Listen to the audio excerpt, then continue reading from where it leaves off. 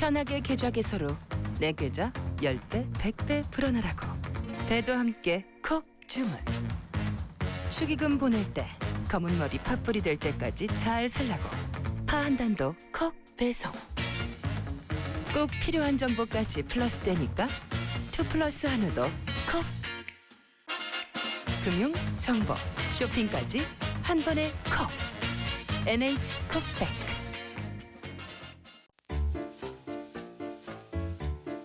콘플레이크가 아니라고요? 그래. 그래놀라니까 그래놀라의 그래놀라와 그래놀라만 그래. 드디어 꽉 채운 한 끼네요. 그래놀라. 처음이다. 원물로 꽉 찬 한 끼. 그래놀라 마케도네이처. 자연과 당신을 건강하게 만드는 일. 앞으로 다가올 어떠한 일에도 당신을 위로하고 격려하는 일. 당신이 만날 가장 소중한 사람까지 건강하게 지키는 일. 우리에게 미래란 오로지 지금의 당신입니다. 여러분 안녕하십니까. 대한민국 농축산물 시세 정보를 생생하게 전해드리는 생방송 가락동 365 아나운서 나경철, 박혜연입니다. 자, 이제 벌써 8월도 중순을 넘어섰고요. 네. 벌써 이제 추석을 앞두고 있습니다. 자, 이 시기에 반입되고 있는 품목이나 물량도 가락동에선 정말 풍성하지 않을까 이렇게 생각이 되는데요. 먼저 가락동의 상황을 전해 듣도록 하겠습니다. 이경아 펌캐스터 전해주시죠. 네, 생방송으로 전해드리고 있습니다. 제가 나와 있는 이곳은요, 가락동 농수산물 도매시장입니다. 본격적인 경매가 시작되기 전에 전반적으로 가락동 분위기를 먼저 좀 살펴볼까요? 한 주의 경매 시작인 월요일입니다. 좀 활기찬 분위기가 좀 이어져야 되는데 전반적으로 제 옆에 보시면요, 여름 대표 채소였던 오이의 반입량이 지난주보다 현재 좀 급격히 좀 줄어든 모습이 좀 눈에 띕니다. 사실 이맘때 뭐 양이 좀 줄어드는 모습이긴 하지만은 눈에 띄게 줄어든 모습이 전반적으로 낮 최고 기온이요, 하우스 온도가 40도에서 50도를 육박하면서 오이 윗 줄기 부분이 거의 타버리면서 오이 생육 환경이 지금 굉장히 안 좋은 상황입니다. 사실 이번 주부터 개학을 맞이하면서 수요는 늘어나는데 그에 못지않게 좀 반입량을 좀 받쳐주고 있지 않는 상황입니다. 자, 보시는 것처럼요, 한켠에 지금 오이를 좀 보시면요, 품질 부분이 한눈에 봐도요, 지금 선별이 제대로 좀 이루어지지 않는 상황이고요. 크기가 좀 들쑥날쑥한 게 큰 오이와 좀 작은 오이를 봐도 곱게 뻗은 오이보다는 이렇게 좀 휘어진 오이들이 눈에 띕니다. 이렇게 지금 생육 환경이 안 좋아지면서 품질 역시도 좀 급격히 떨어지는 모습을 보이고 있습니다. 자, 오이뿐만이 아니라 오이의 호박이 좀 이런 양상을 보이면서 좀 품질이 좀 뚝 떨어져 있는데요. 전반적으로 월요일의 경매 분위기 좀 더 좀 자세히 들어보도록 하겠습니다. 잠시 좀 모실게요. 네, 어서 오세요. 네, 반갑습니다. 자, 지금 보시는 것처럼요, 사실 금요일보다 월요일 하면은 반입량이 한 1.5배 늘어나는 요일이잖아요. 네, 맞습니다. 그런데 불구하고 오이가 꽤 많이 줄어들었어요. 네네, 오이가 지금 현재로는 물량은 좀 많이 줄어든 상태고요. 또 날씨가 덥고 여름철인 채소이지만 또 물량이 많이 줄어서 좀 안타까운 부분일 수도 있습니다. 네. 사실 좀 비가 내리고 그에 따라 폭염이 또 이어지고, 비가 내리면 폭염이 반복되면서 오이가 좀 자라는 환경이 지금 가장 좀 안 좋은 취약한 환경이라고 합니다. 그래서 오이의 호박이 좀 이렇게 양이 좀 줄어드는 모습이고요. 개학을 맞이하면서 사실 수요는 증가하게 되면서 양이 어느 정도 받쳐줘야 되는데 이번 주 좀 눈에 띄게 늘어나는 품목은 또 따로 있죠? 네, 아무래도 일단 고추류에 홍초류가 좀 많이 증가하고 있는 추세입니다. 네. 홍초가 좀 증가했고 그에 따른 또 어떤 좀 품목들이 늘어났을까요? 일단 아무래도 피서철이 아직 끝나지 않고 진행 중이기 때문에 찍어 먹는 채소, 뭐 녹광이라든가 청초, 청양 이런 것들이 좀 강세를 보이고 있습니다. 네, 고맙습니다. 오늘 말씀. 감사합니다. 네, 자, 지금 짚어본 대로 지금 오이와 호박은 좀 줄어들었지만 고추류는 좀 여전히 증가한 모습 보이고 있습니다. 하지만 개학이 이번 주부터는 일제히 맞이하면서 좀 수요는 늘어나는데 물량이 받쳐주고 있지 않기 때문에 이번 주 경매 상황 좀 강세로 계속 이어질 것 같습니다. 저는 잠시 후에 경매사님과 함께 오늘의 집중 작물 경매 상황 준비되는 대로 여러분 다시 찾아뵙도록 하겠습니다. 잠시 후에 다시 뵙겠습니다. 네, 가락동 상황 전해 듣고 왔습니다. 자, 생방송 가락동 365 오늘 저희가 주목할 농산물은요, 부추와 사과 그리고 마늘입니다. 자, 8월 19일 월요일입니다. 오늘 방송도 힘차게 시작해 보도록 하겠습니다.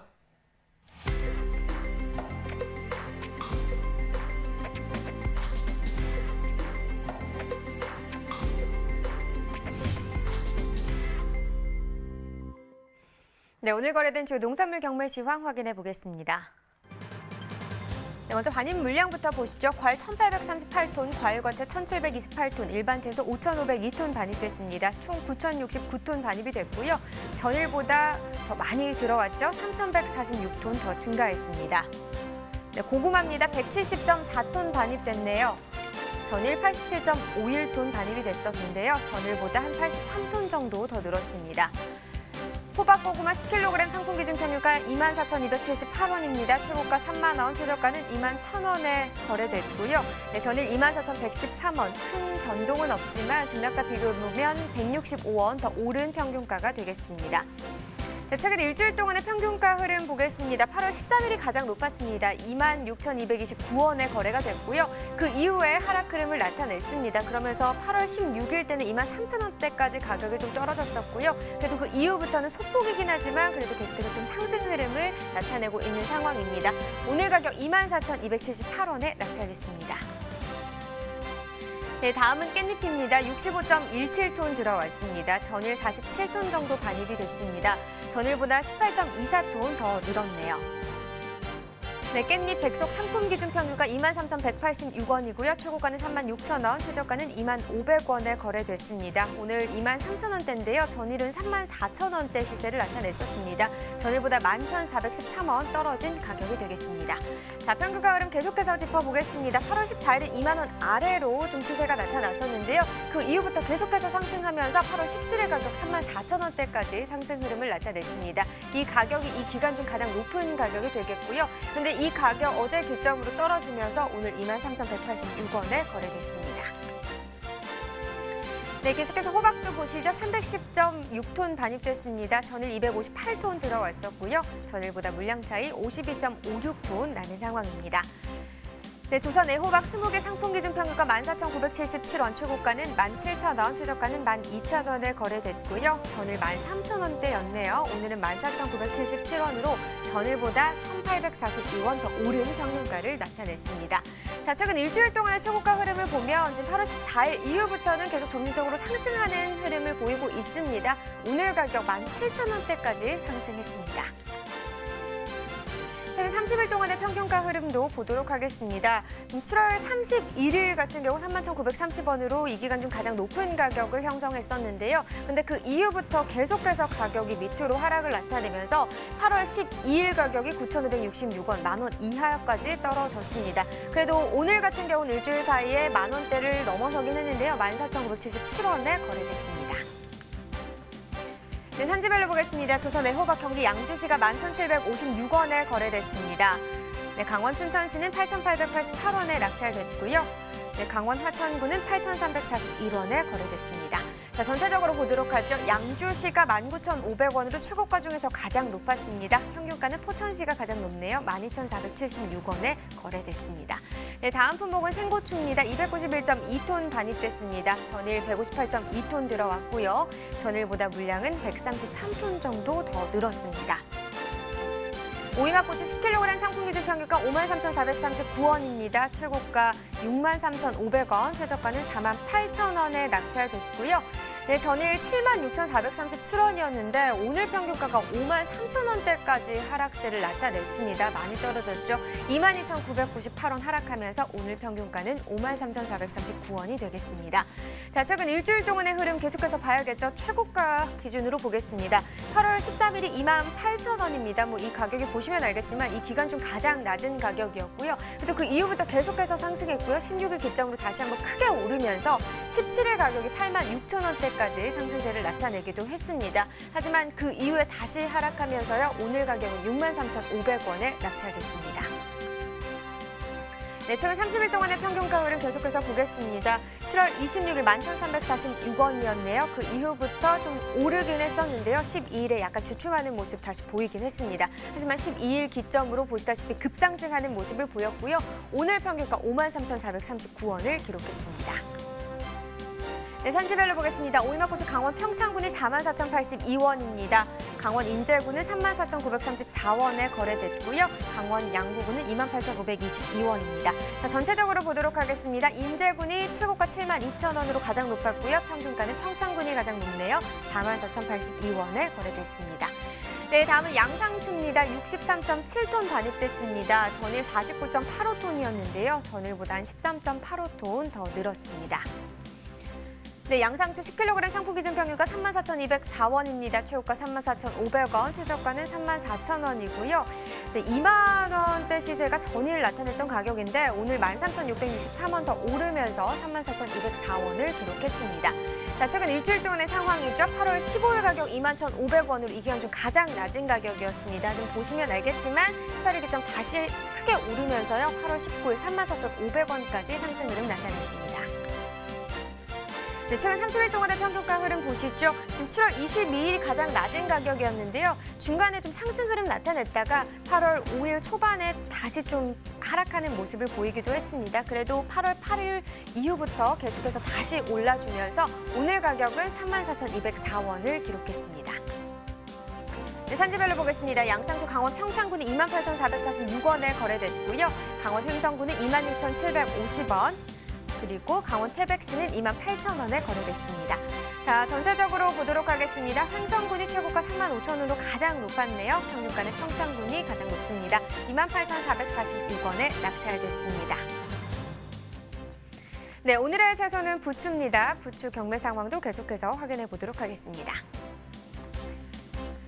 네, 부추는 93톤 정도 반입이 됐는데요. 전일은 한 80톤 정도 들어왔었고요. 전일보다 물량은 더 늘었습니다. 12.83톤 더 늘은 상황입니다. 부추 500g 상품 기준 평균가 2,108원이고요. 최고가 2,700원, 최저가는 1,900원에 낙찰됐네요. 전일 3,248원, 오늘 더 하락세를 보였습니다. 전일보다 1,140원 떨어졌고요. 2,108원의 평균가를 기록했습니다. 자, 최근 일주일 동안의 최고가 흐름 보면 14일 날 급상승하면서 15일 8,500원까지 시세를 나타냈다가 보시다시피 다음날 바로 다시 뚝 떨어졌습니다. 그러면서 8월 16일부터 19일까지 한 2, 3천 원대 시세를 나타내고 있는 상황이고요. 오늘 가격 2,700원에 거래됐습니다. 네, 최근 30일 동안의 평균가 흐름도 계속해서 보도록 하겠습니다. 평균가 같은 경우는 7월 26일부터 12일 때까지는 전반적으로 좀 상승하는 모습을 보였는데요. 특히나 8월 12일이 가장 높았습니다. 2,533원을 기록했고요. 하지만 오늘은 다시 떨어지면서 2,108원에 거래된 모습입니다. 네, 산지별로 보시죠. 부추 경기 이천시가 1,492원에 낙찰됐습니다. 경기 양평구는 1,822원에 거래됐고요. 네, 경기 여주시는 1,914원입니다. 전체적으로 보시면 여주시가 최고가 평균가 가장 높았네요. 최고가 2,750원, 평균가는 1,914원에 거래됐습니다.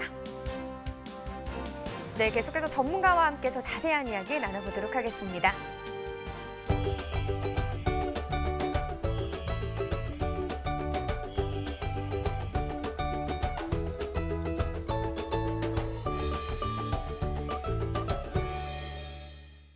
네, 오늘의 채소 부추에 대해서 전문가와 함께 살펴보도록 하겠습니다. 자, 오늘 함께 해주실 전문가 농촌진흥청 김창수 지도사 나오셨습니다. 안녕하십니까? 안녕하세요. 네, 어서 오세요. 이 시간에는 농산물의 생육 상황은 물론이고요. 재배 상황, 재배법, 수확 관리 등 다양한 영농 기술에 대해서도 좀 이야기를 나눠보도록 하겠습니다. 앞으로 좀 잘 부탁드릴게요. 네, 잘 부탁드립니다. 네. 자, 오늘은 좀 부추에 대해서 이야기를 나눠볼 텐데요. 일단 우리나라 부추 재배 지역 분포가 어떻게 되는지부터 설명해 주시죠. 네, 부추는 경기도와 강원에서 불리는 말이었고요. 전라도에서는 솔, 경상도에서는 전구지, 그리고 충남에서는 조리라고 불릴 만큼 네. 우리나라 전역에서 재배가 되고 있습니다. 네. 지난 한 해 동안 출하 지역을 가락동 시장 반입 기준으로 살펴보면요. 경기도와 경남, 경북 지역이 82.49%를 차지할 만큼 출하량이 높았고요. 지역별로 살펴보면 44.1%를 차지한 경기도 이천과 양주, 여주와 구리시에서 재배가 되고 있습니다. 그리고 강원도에서는 춘천, 경북에서는 포항과 김해, 경주, 경남에서는 고성과 하동을 중심으로 재배가 되고 있습니다. 네, 제가 전구지는 들어봤는데 솔과 졸은 또 저도 처음 졸은 처음이네요. 들어보네요. 네. 자, 다양한 이름으로 불리는 부추인데요. 이 시기별로 주출하 지역은 어떻게 좀 이동이 되나요?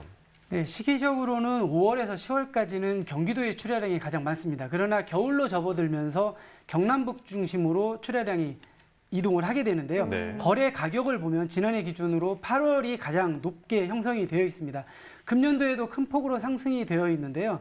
지난해 7월 500g 상품 기준으로 봤을 때 평균 거래 가격이 682원인데 반해서 네. 8월 16일 기준으로 8월 평균 가격이 2,034원이었습니다. 그러니까 보름가량 금액이 미적용되어 있지만 2017년도에는 1,493원, 2018년도에는 1,738원임을 감안해 볼 때 다른 달보다 높은 가격임을 알 수 있습니다. 네. 그러네요. 그렇다면 부추 농가에서 주로 좀 피해를 입고 있는 병이 있다면 어떤 게 있을까요? 네, 부추는 잿빛곰팡이병이 가장 큰 피해를 주는 병입니다. 네. 그러나 25도씨 높은 기온에서는 균사 생장량과 균핵 형성량이 급격히 줄어드는 것을 보실 수 있는데요. 바로 화면에서 보시는 내용과 같습니다. 네. 이외에도 흰빛 입마름병이나 시드름병이 있는데요. 이 경우는 질소비료를 과용하거나 밀식할 경우에 많이 발생이 됩니다. 네. 자, 부추농가에서는 해충 피해도 좀 주의해야 한다라고 저희가 좀 들었는데요. 어떤 해충들이 있고 또 어떻게 방제하는 것이 좋은지도 좀 알려주시죠. 네, 주요 해충으로는 파좀나방 그리고 부추 뿌리응의 파 총채벌레, 파밤나방 등이 있습니다. 네. 특히 이 시기에는 파좀나방들이 주의를 하셔야 되는데요.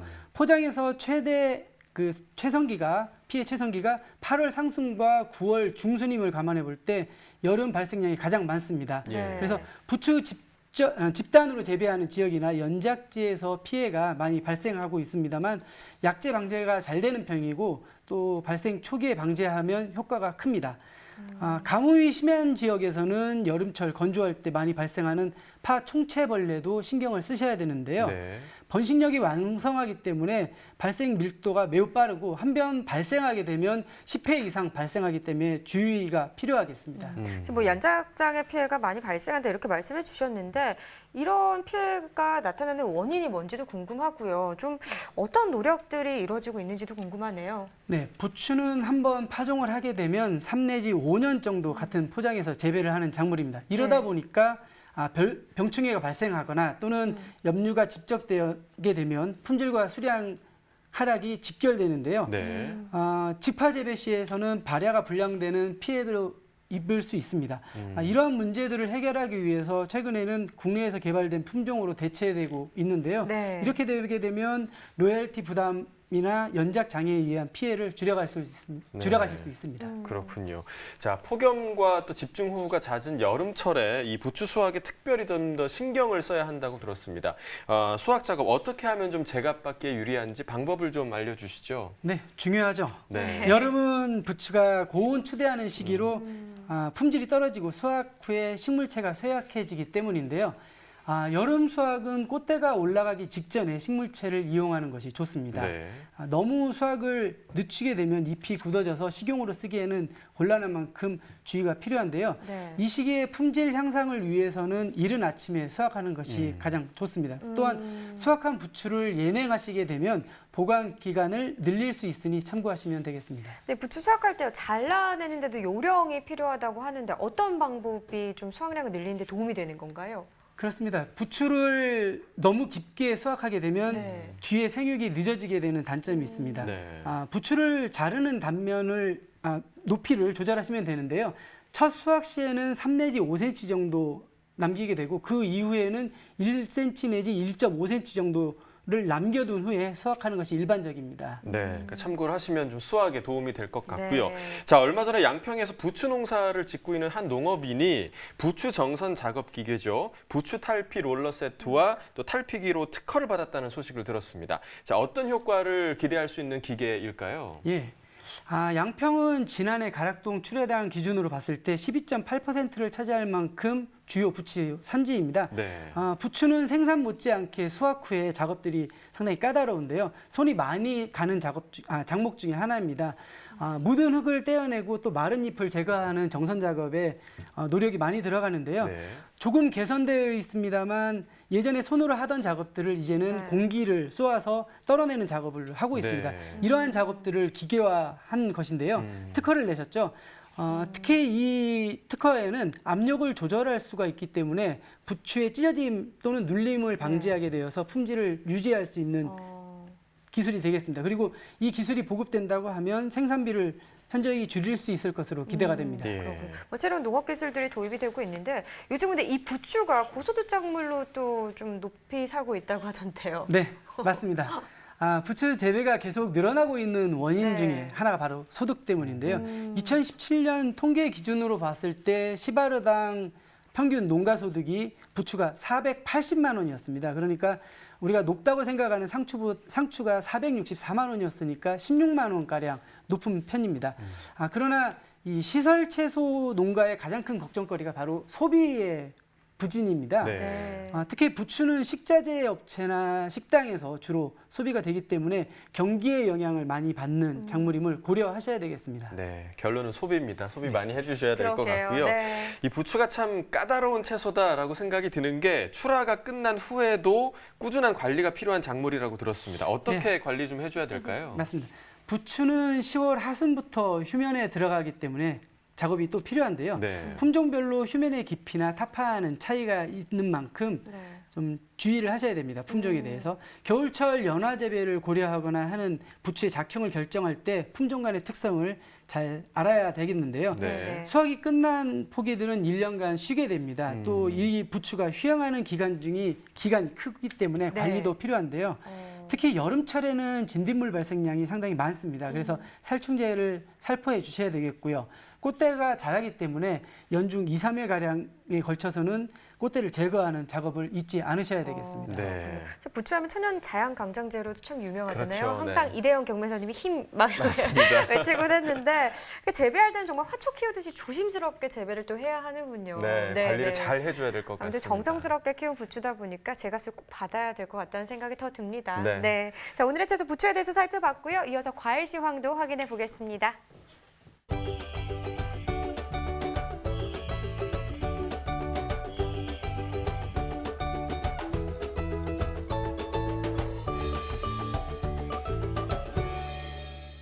네, 오늘 거래된 과일 경락가 확인해 보도록 하겠습니다. 자, 먼저 배부터 보겠습니다. 오늘 82.78톤 반입됐고요. 전일 35.24톤 들어왔습니다. 전일보다 47.54톤 물량 증가했습니다. 배 원황 품종 보겠습니다. 15kg 상품 기준 평균가 43,999원에 거래됐습니다. 최고가는 52,000원, 최저가 38,000원이었고요. 자, 전일 46,000원대, 오늘은 43,000원대 기록하고 있습니다. 전일보다 2,838원 평균가 하락했습니다. 자, 일주일 동안의 최고가 흐름 함께 보시겠습니다. 8월 14일이 가장 낮았었는데요. 5만 원의 최고가 기록했었고요. 이후에 꾸준히 상승하면서 17일 가격 5만 6천 원까지 올랐다가 다시 좀 하락세로 돌아섰습니다. 오늘의 최고가 5만 2천 원 기록했습니다. 자, 30일 동안의 평균가도 함께 살펴보도록 하겠습니다. 7월의 마지막 날에 형성된 9만 2천 원의 평균가가 또 이후에 8월 초부터 계속해서 좀 하락 흐름을 이어가고 있습니다. 오늘 가격 43,999원을 기록하고 있습니다. 자, 이어서 무화과 보겠습니다. 지금 제철이죠. 오늘 23.84톤 들어왔고요. 전일 20.54톤 들어왔습니다. 전일보다 물량 3.3톤 정도 증가했습니다. 무화과 1kg 상품 기준 평균가 3,774원에 낙찰됐고요. 최고가는 4,000원, 최저가 3,500원이었습니다. 전일 4,300원대였는데 자, 오늘은 3,700원대 기록하고 있고요. 전일보다 623원 평균가 하락했습니다. 일주일 동안의 최고가 흐름 함께 보시겠습니다. 8월 13일이 일주일 중에서 가장 높았는데요. 7,905원 기록했었고요. 하루 만에 뚝 떨어지면서 8월 14일부터 계속해서 하락세 이어갔습니다. 16일 3,000원까지 떨어졌다가 다시 좀 상승하는가 싶더니 어제부터 다시 떨어지기 시작했습니다. 오늘 가격 4,000원의 최고가 기록했습니다. 자, 30일 동안의 평균가 흐름도 함께 보시겠습니다. 7월 22일이 가장 높았었는데요. 5,488원이었고요. 이후에 계속해서 좀 하락하는 모습 보이면서 지난주 가격 2,500원대까지 떨어졌었습니다. 하지만 일주일 동안 좀 회복세를 보이면서 오늘 가격 3,700원대 기록하고 있습니다. 자, 이어서 수박도 보겠습니다. 오늘 478.9톤 반입됐고요. 전일 218톤이었습니다. 전일보다 물량 260톤 정도 증가했습니다. 수박 8kg 상품 기준 평균가 15,684원에 거래됐습니다. 최고가는 18,000원, 최저가 15,000원이었고요. 전일 17,000원대, 오늘은 15,000원대로 떨어졌습니다. 전일보다 1,655원 하락했네요. 자, 최근 일주일 동안의 평균가 흐름도 함께 보시죠. 8월 14일이 일주일 중에서 가장 낮은 평균가였습니다. 14,635원이었고요. 이후에 좀 등하락을 반복하다가 8월 17일 17,000원대까지 상승했습니다. 하지만 다시 좀 하락세로 돌아서면서 오늘 가격 15,000원대 형성하고 있습니다. 자, 30일 동안의 평균가 흐름도 함께 보시죠. 7월 26일 13,561원까지 떨어졌다가 자, 8월 5일까지 좀 상승세를 나타냈고요. 5일 이후에도 완만한 상승세를 보이고 있습니다. 오늘 가격 15,000원대 평균가입니다. 자, 산지별로 보겠습니다. 강원 양구군 14,947원에 거래가 됐고요. 충남 논산시는 14,999원이었습니다. 충북 음성군 8,954원에 거래됐네요. 산지별 가격 비교해 보도록 하겠습니다. 양구군이 최고가 중에서 가장 높았습니다. 23,500원에 거래됐고요. 논산시가 평균가 중에서 가장 높았네요. 14,999원이었습니다. 네, 오늘의 과일은 사과입니다. 사과 경락가도 이어서 확인해 보도록 하겠습니다. 자, 먼저 반입 물량부터 확인해 보시죠. 오늘 139.9톤 들어왔고요. 자, 전일 보시면 39.47톤이었습니다. 물량 많이 증가했습니다. 100톤 이상 증가했습니다. 사과 홍로 품종 보겠습니다. 10kg 특품 기준 평균가 74,436원에 거래됐습니다. 최고가는 9만 원, 최저가 62,000원이었고요. 자, 전일 48,000원대였는데 평균가 많이 뛰었습니다. 7만 원대까지 올랐습니다. 전일보다 21,936원 올랐습니다. 자, 최근 일주일 동안의 평균가 흐름도 함께 보시겠습니다. 자, 8월 13일이 가장 낮았네요. 4만 원대 기록했는데요. 이후에 15일까지 좀 상승하는 흐름 보였다가 16일에 다시 좀 떨어졌습니다. 하지만 16일 기점으로 계속해서 상승하는 모습 보여주고 있습니다. 오늘 가격 7만 원대 평균가 기록하고 있습니다. 자, 사과 아오리 품종 이어서 보시죠. 10kg 상품 기준 평균가 28,985원에 거래됐고요. 최고가는 34,000원, 최저가 26,000원이었습니다. 자, 전일은 24,000원대 평균가 형성하고 있었는데요. 오늘 28,000원대, 거의 29,000원에 가까운 평균가입니다. 전일보다 4,259원 가격 상승했습니다. 자, 일주일 동안의 최고가 흐름 함께 보시겠습니다. 자, 8월 13일부터 16일까지는 대체로 좀 상승하는 흐름 보였는데요. 16일에 다시 좀 하락하면서 17일 가격 보시면 28,000원으로 일주일 중에서 가장 낮은 최고가였습니다. 하지만 이후에 좀 8월 18일 어제부터 다시 상승하는 모습 보이더니 오늘의 최고가는 34,000원을 기록했습니다. 자, 30일 동안의 평균가 흐름도 함께 보도록 하겠습니다. 7월 22일이 가장 높았습니다. 35,254원이었고요. 이후에 좀 급하게 하락하다가 다시 가격 31일부터 다시 하락하기 시작했습니다. 자, 8월 8일 가격 보시면 22,000원대로 30일 중에서 가장 낮은 평균가였는데요. 이후에 다시 상승 흐름 보이면서 오늘 가격 28,985원 기록했습니다. 자, 산지별로 보겠습니다. 경북 영주시가 23,177원에 거래됐고요. 충북 충주시는 21,819원이었습니다. 자, 충북 제천시는 25,515원에 거래가 됐네요. 자, 이어서 전국 주요 시장의 사과 도매가 현황도 살펴보도록 하겠습니다. 표로 함께 보시죠. 자, 스가루 품종이고요. 10kg 상품 기준으로 살펴보도록 하겠습니다.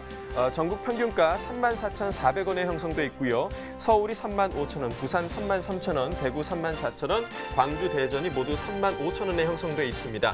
자, 전국 평균가 전일과 비교했을 때 600원 상승한 가격이고요. 서울은 1,000원, 광주는 2,000원이 상승하는 모습 보이고 있습니다. 부산과 대구, 대전은 모두 전일과 같은 가격 유지하고 있습니다.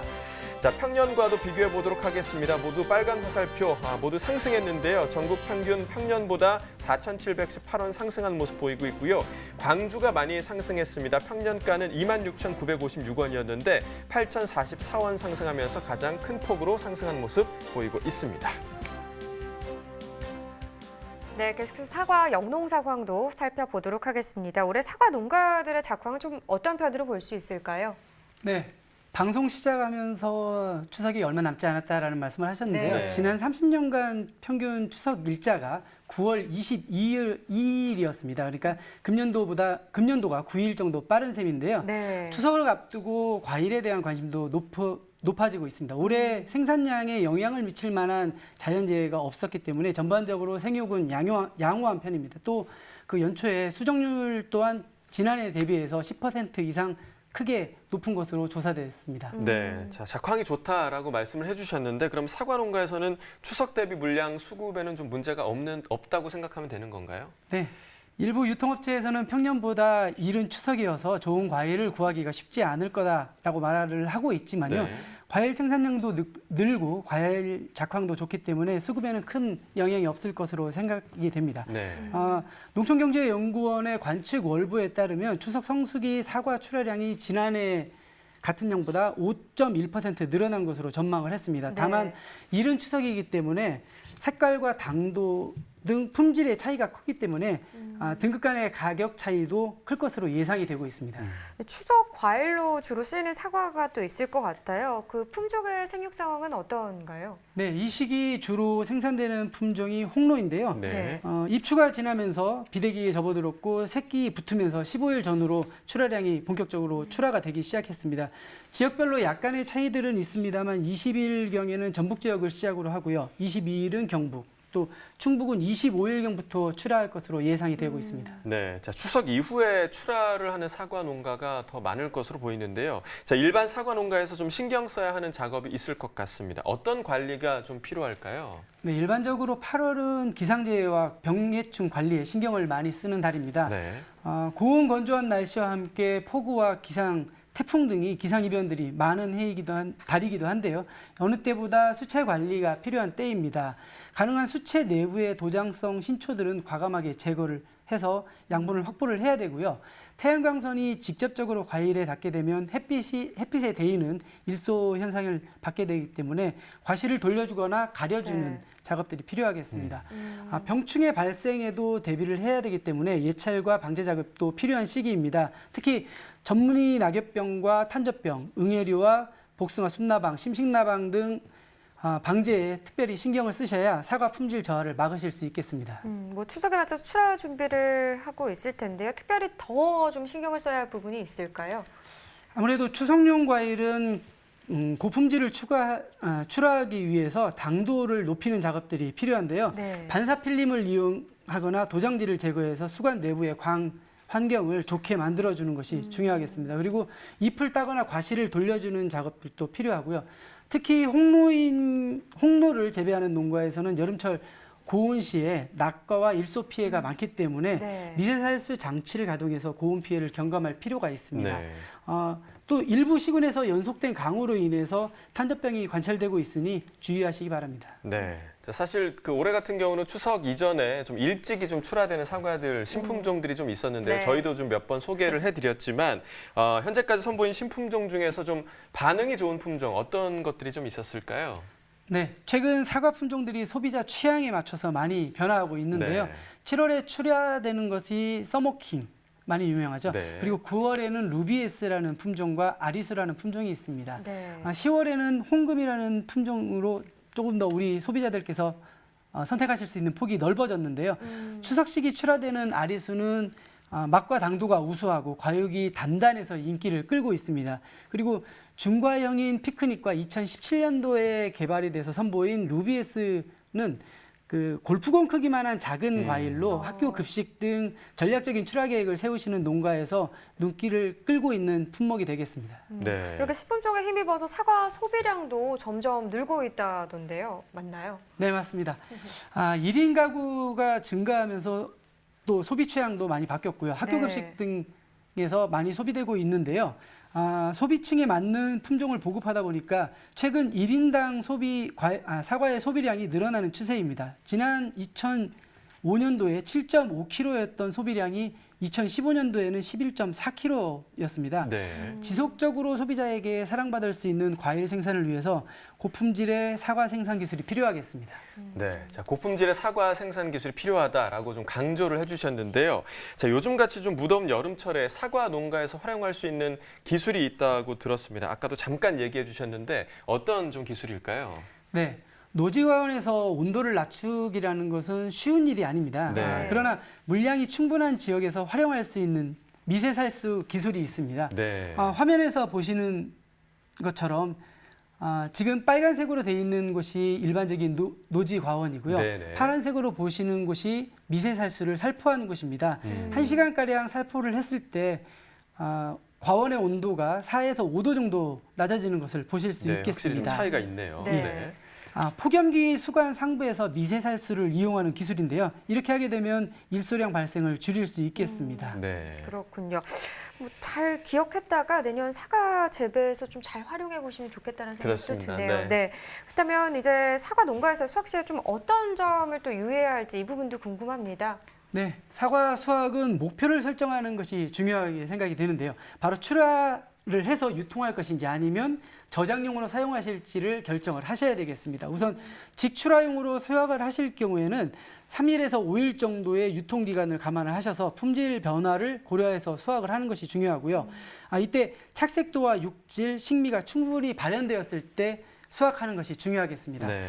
그러나 장기간 저장을 하실 경우는 재배 지역과 만개일수, 기상 환경 등을 고려를 해서 최종적으로 전분 반응 지수를 이용하여 수확 시기를 결정하는 것이 좋겠습니다. 네, 조금 어려운 말이 나왔습니다. 전분 반응 지수라는 네. 게 어떤 걸 좀 얘기하는 건가요? 네, 전분 반응 지수. 전분 반응 지수라는 것은 선진국에서 사과의 숫기 판단을 위해서 전분량이 변화하는 양을 활용하는 기술인데요. 네. 네네. 숫기 도달 판정 방법 중에서 가장 신뢰할 수 있는 방법이 되겠습니다. 보통 수확 예정 4주 전부터 5일에서 7일 간격으로, 그리고 2주 전부터는 3일 간격으로 조사를 하게 되는데요. 네. 네. 사진에서 보시는 것은 후지 품종이 되겠습니다. 저장 기간이 얼마 정도 남았는지를 확인하면서 수확 시기를 달리하실 수 있는데요. 네. 전분의 소실 정도를 보면서 수확하는 것입니다. 지금 화면의 왼쪽 장기 저장이라고 되어 있는 부분이 네. 바로 전분의 양이 30% 정도 남았을 때의 모습입니다. 네. 이게 시기가 조금씩 변화하면서 네. 지금 오른쪽에 보시는 것처럼 완전히 소실되면 밝은 사과색을 띠게 되는데요. 네네. 오른쪽으로 가실수록 바로 출하해서 먹을 수 있는 과실이 되겠고요. 네. 왼쪽은 장기 저장에 적합한 과실이 되겠습니다. 네. 테두리 부분에 전분이 있다고 보면 되는 건가요? 그렇습니다. 그쪽이 네. 많이 남아 있게 되죠. 그러니까 전분이 모두 이제 소실이 되면 바로 출하할 수 있는 그런 사과의 상태가 되는 것이고, 예. 지금 왼쪽 화면을 보시면 전분이 30%가 남아 있는 거잖아요. 네. 그러니까 조금 더 저장을 할 수 있는 상황이고 네. 저장에 적합하다라고 저장에 보시면 적합하다. 되겠습니다. 그 외에도 현장을 다니다 보면 일반 저장실을 이용해서 예냉하는 농가들이 많이 있는데요. 네. 네네. 산물의 이동이 없고 접근성이 좋으며 냉동 부하가 적어서 사용을 하고는 있지만 냉각 속도가 느리기 때문에 예냉 중에 품질이 떨어지거나 아니면 과실 표면에 결로가 생겨서 네네. 균에 오염될 수 있으니 주의가 필요하겠습니다. 네. 그렇군요. 그러니까 전분이 남아 있어야 그게 이제 당분으로 좀 변화가 된다는 이런 맞습니다. 말씀이신 전분이 거죠? 당으로 옮겨지는 당으로 거에 따라서 옮겨지는. 나중에 노화가 되기 때문에 전분이 완전히 소실되면 바로 이용을 하시는 게 좋고요. 네. 전분이 30% 정도 남아 있을 때는 저장 체락을 기간이 확보가 저장하실 되는 수 거죠. 있겠다. 네. 그렇습니다. 그렇군요. 중요한 부분이었습니다. 자, 지금까지 오늘의 과일 사과에 대해서 좀 살펴봤고요. 이어서 저희는 집중 분석 나후 코너가 이어집니다.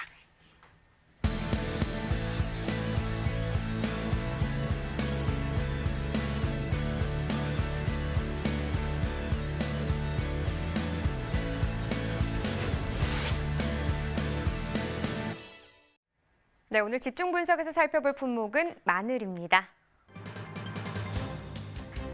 네, 오늘 마늘 24.77톤 반입됐습니다. 전일 한 17.8톤 정도 들어왔었고요. 전일보다 물량은 6.9톤, 한 7톤 정도 더 늘었네요. 네, 햇마늘 난지 3kg 상품 기준으로 보겠습니다. 평균가 6,237원, 최고가 7,600원, 최저가는 4,700원이고요. 네, 전일 4,786원, 오늘은 6,237원입니다. 전일보다 1,451원 더 상승한 평균가를 기록했습니다.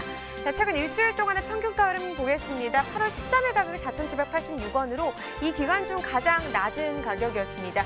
이 가격 계속해서 18일까지 이어지다가요. 오늘 상승했죠. 6,237원에 거래됐습니다.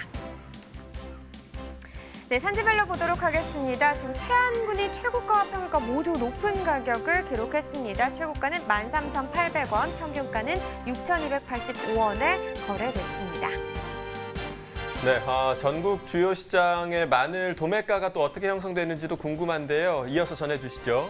네, 전국 주요 시장 도매가 현황도 바로 확인해 보도록 하겠습니다. 네, 전국 평균 가격 오늘 3,400원을 기록했습니다. 전일 같은 경우 3,440원이었는데요. 보시다시피 등락가는 한 40원 정도 떨어진 상황이 되겠습니다. 서울은 3,500원, 부산 3,500원, 대구는 3,700원, 광주 2,800원, 대전 3,500원을 기록했는데요. 보시다시피 다른 지역들은 지금 같은 가격을 전일과 형성을 했었는데 광주 같은 경우가 200원 정도 떨어졌습니다. 오늘은 2,800원, 전일 3,000원이었죠. 200원 하락한 가격을 나타냈습니다. 네, 계속해서 평년과도 비교해 보겠습니다. 전국 평년 가격도 역시나 좀 하락한 분위기입니다. 5,220원이었는데 오늘 3,400원을 기록하면서 평년보다 1,820원 더 떨어진 가격을 형성했고요. 전반적으로 다 파란불을 좀 켰습니다. 보시다시피 평년보다 올해가 더 낮은 가격이 되겠고요. 특히나 조금 더 많이 떨어진 지역을 보자면 바로 광주입니다. 5,267원이었는데 오늘 2,800원을 기록했거든요. 등락가 보시면 2,467원 더 떨어진 모습을 볼 수 있습니다. 자, 이렇게 전국 주요 시장 구매가까지 살펴봤는데요. 이어서 가락동 농수산물 시장 연결해서 현장 분위기는 어떤지 살펴보도록 하겠습니다.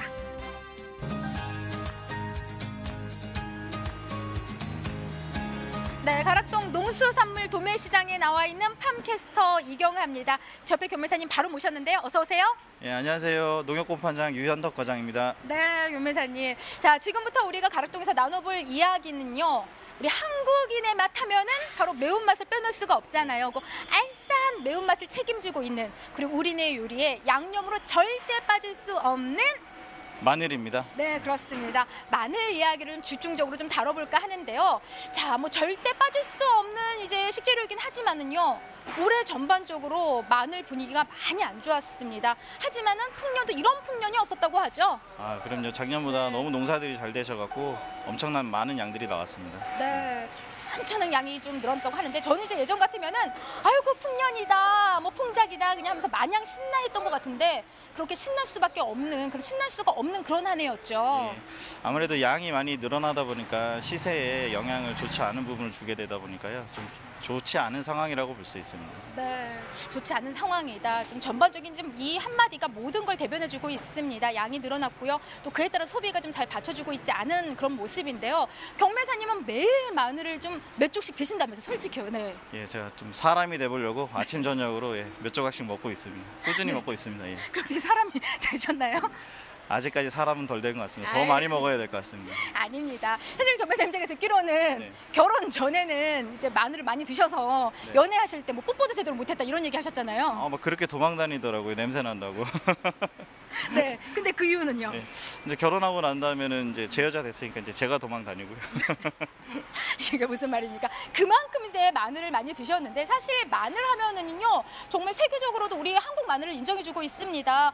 그만큼 뭐 항암 효과도 높고 우리 몸을 좀 건강하게 만들어주는데 그렇게 좀 소비가 좀 최근에 이렇게 약해진 걸까요? 아무래도 이제 1인 가구들도 많이 증가하시고 식문화 자체가 좀 많이 변화하다 보니까요.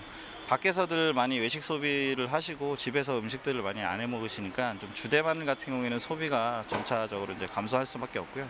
가공 마늘들은 조금씩 증가하고 있는 상황입니다. 네, 맞습니다. 뭐 전반적인 이제 흐름 자체가 마늘의 좀 소비가 좀 줄어드는 그런 상황이고요. 자, 전반적으로 지금 올해 이제 마늘 출하가 마무리됐다고 들었습니다. 예, 그 7월 말로 이제 대서종, 대만종은 대부분 출하가 종결이 됐고요. 지금 일부 그 의성이랑 남해 쪽 육종 마늘들은 소량씩 출하가 되고 있는 상황입니다. 네, 출하가 마무리되면서 사실 마늘 같은 경우에는요 연중 꾸준하게 이제 많은 분들이 찾고 있는 그런 식재료인데 전반적으로 1년에 딱 5월 말부터 7월까지만 만날 수 있는 거죠. 예, 어떻게 보면 이제 계절 품목이라고 볼 수가 있는데요. 그때 가장 많이 수확들을 하시고 이제 구매도 많이 하시기 때문에 그 시기에 경매를 하고 있습니다. 네, 그래서 딱 1년에 2개월만 이제 가락동에서 마늘 경매가 펼쳐지는데 그러면은 그 이후에는 우리 경매사님 뭐 하시는 거예요? 네. 뭐 그렇다고 제가 놀진 않고요. 네. 제가 또 맡고 있는 품목이 양파, 무, 배추가 있기 때문에 그 세 품목을 또 하고 있습니다. 그러니까는 마늘도 힘들었지만 사실 지금 우리 경매사님의 주 품목인 양파 역시도 올해 가장 힘들었던 작물입니다. 그래서 요 가장 힘들었던 두 품목을 하면서 많은 힘듦이 있었다고 하는데 예. 아무래도 이제 농민분들이 경제적으로 많이 손해를 보시는 상황이다 보니까 전화 통화를 하면 이제 다들 모두 힘드시다는 말씀들을 많이 하시고 우리 경매사님은요? 네. 저도 힘들죠. 아무래도 네. 시세가 잘 나오면 저도 이제 즐겁게 경매도 하고 하는데 아무래도 시세가 안 나오니까 중매인들이랑 좀 다툼도 해야 되고 어떻게든 저는 조금이라도 더 돈을 받아야 되니까요. 근데 그런 부분이 좀 힘든 부분이 많이 있다 보니까 저도 많이 힘들게 지냈습니다. 네. 1년 사이에 좀 많은 힘듦 때문에 한 5년, 10년은 내가 나이가 들어 보인다 뭐 이렇게도 좀 전해주셨잖아요. 제가 원래 20대 외모였는데 누가 20대래요? 누가? 제가 원래 그랬는데 예, 원래. 이거 하고 난 뒤에 지금 40대 외모로 갖게 됐습니다. 아, 그래요? 네, 알겠습니다. 원래 20대였는데 지금 사실 경매사님조차도 올해 가장 힘든 품목인 양파, 마늘 경매하면서 이렇게 좀 많은 뭐 언제 20대였는지 모르겠지만 많은 힘듦이 있었는데 산지에 계신 분들은 얼마나 힘드셨겠어요. 그만큼 올해 마늘 양이 좀 많이 늘었다고 하는데 가락동에 좀 반입되는 양이 한 어느 정도 늘어난 상황인가요? 네, 뭐 전년 기준으로 보면 전년 대비 한 1.5배 정도 증가했다고 보시면 맞는 상황입니다. 네. 그만큼 지금 풍년이었는데 그에 따른 이제 가격은 많이 하락한 상황인 거죠? 네네.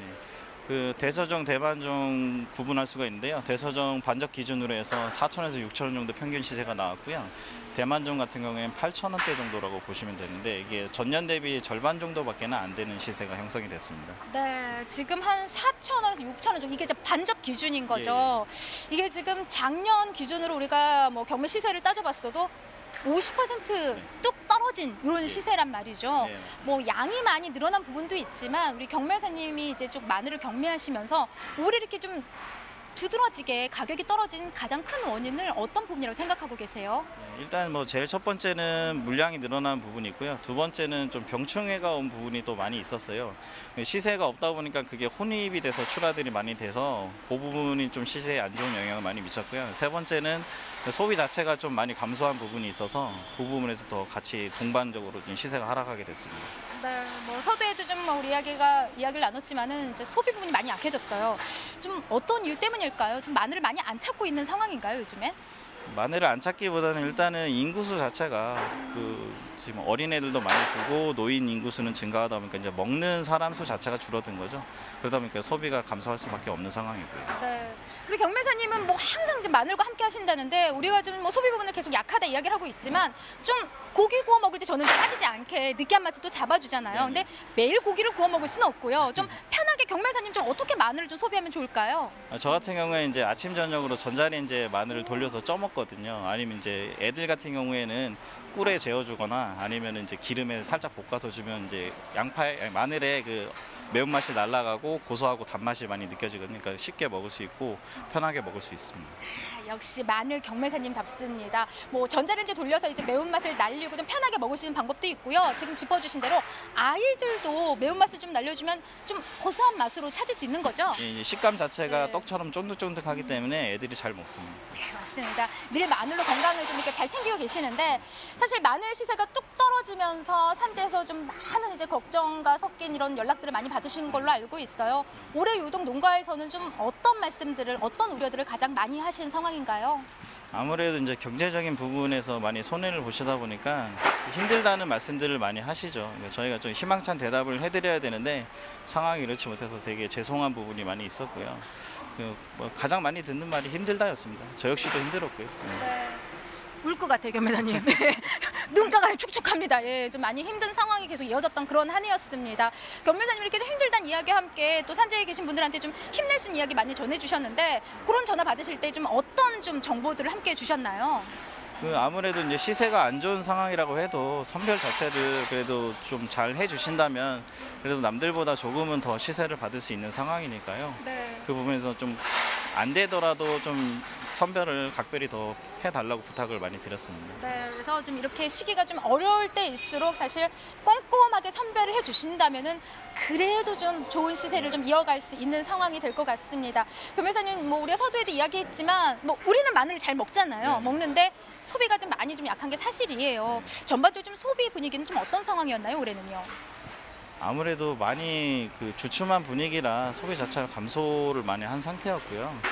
어떻게 뭐 저희 농협에서도 좀 소비를 늘려보려고 여기저기 많이 이렇게 판로들 확보도 해보고 했는데 워낙 양들이 많아서 좀 많이 실패한 부분이 있었습니다. 네.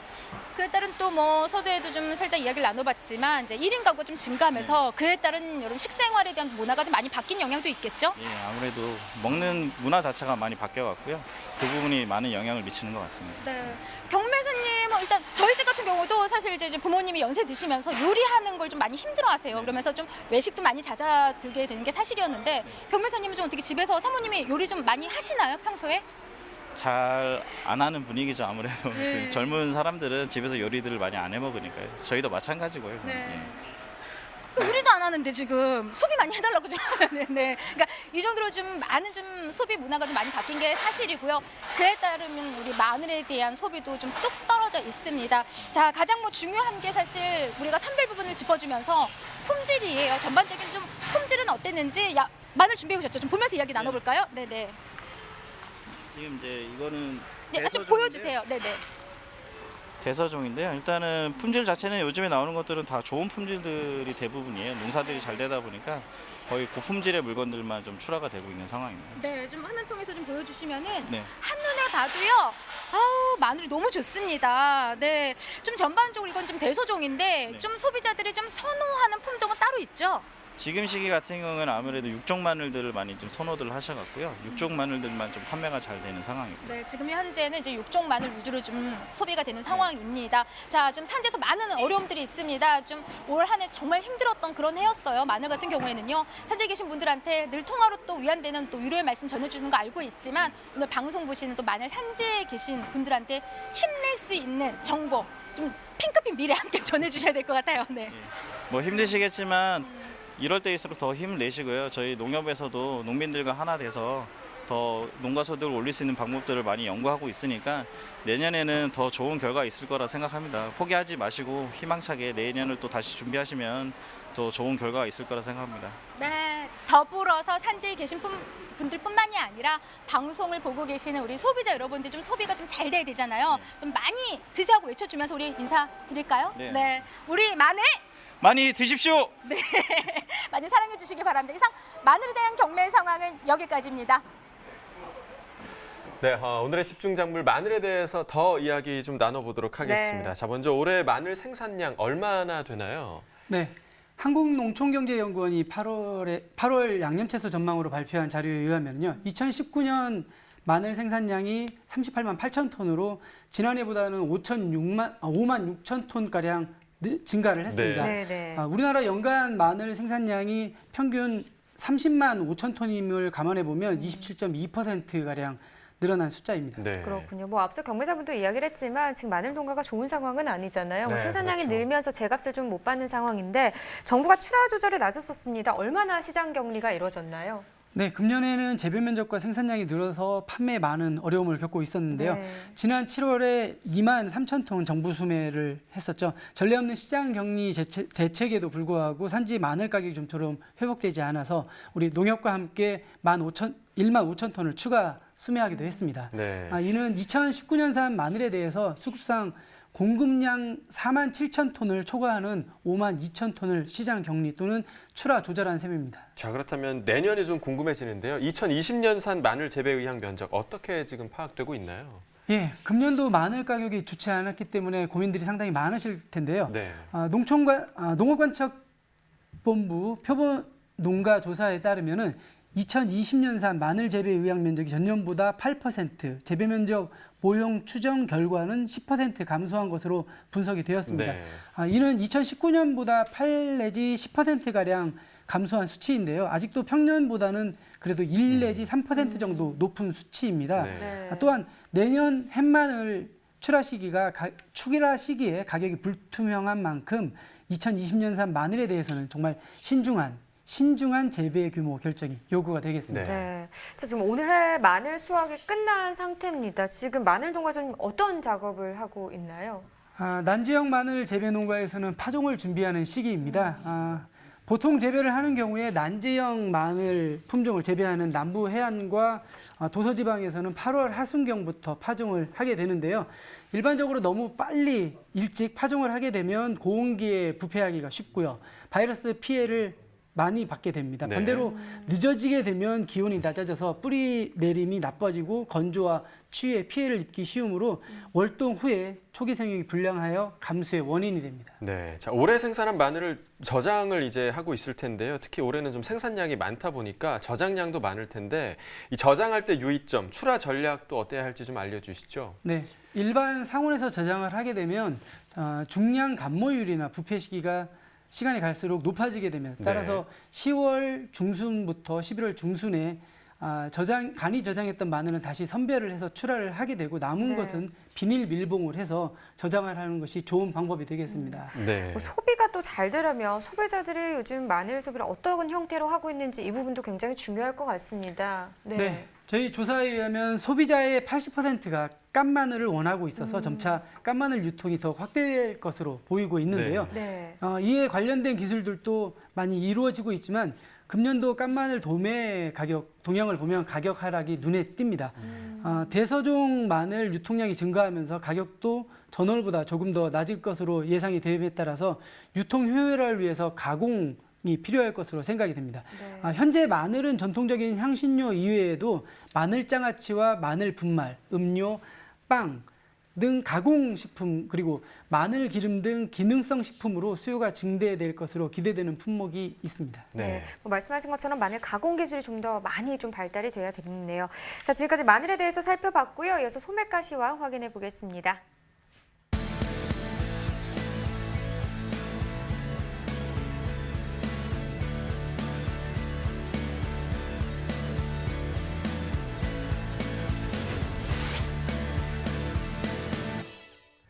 네, 8월 19일 월요일 주요 농산물 소매가 시황 화면으로 확인해 보시죠. 먼저 고랭지 무부터 보겠습니다. 한 개 상품 기준 평균가 1,546원에 판매됐고요. 최고가는 2,000원, 최저가 960원이었습니다. 전일보다 10원 하락한 평균가네요.